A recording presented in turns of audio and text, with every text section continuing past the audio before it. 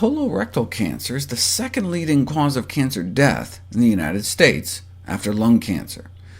If you look at the rates of lung cancer around the world, they vary by a factor of 10. If there was nothing we could do to prevent lung cancer, if it just arose spontaneously, happened at random, you'd assume that the rates everywhere would be the same. But since there's such a huge variation in rates, you assume there's some external cause. And indeed, we now know smoking is responsible for 90% of lung cancer cases. So if we don't want to die of the #1 cancer killer, by just not smoking, we can throw 90% of our risk out the window.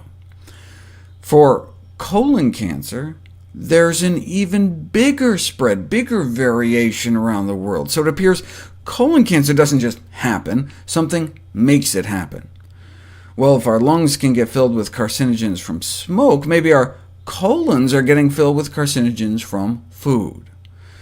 Researchers from the University of Pittsburgh and the University of Limpopo sought to answer the question, why do African Americans get more colon cancer than native Africans? Why study Africans? Because colon cancer is extremely rare in native African populations, like more than 50 times lower than rates of Americans, white or black. It's the fiber, right?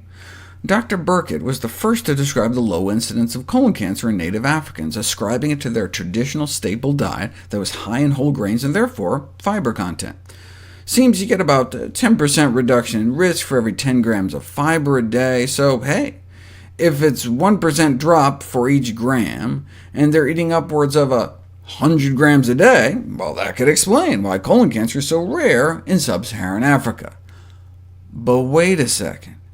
The modern African diet is highly processed, low in fiber, and yet there's been no dramatic increase in colon cancer incidence. The modern African diet has a low fiber content, as most populations now depend on commercially produced refined cornmeal. We're not just talking low fiber intake, we're talking United States of America low, down around half the recommended daily allowance. Yet colon disease still remains rare, still 50 times less colon cancer. Maybe it's because they're thinner and exercise more? No, they're not, and no, they don't. If anything, their physical activity levels may now be even lower. So if they're sedentary like us, eating mostly refined carbs, few whole plant foods, little fiber like us, why do they still have 50 times less colon cancer than us? Well, there is one difference.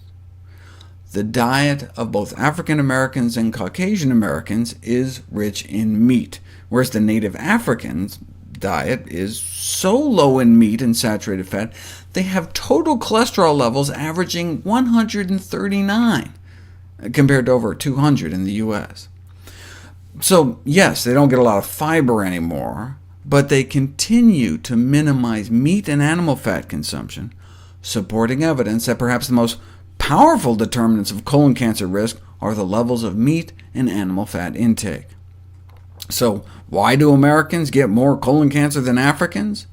Maybe the rarity of colon cancer in Africans is not the fiber, but their low animal product consumption.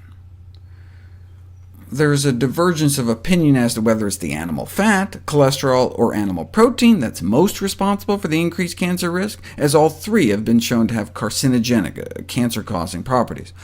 But it may not really matter which component is worse, as a diet rich in one is usually rich in the other.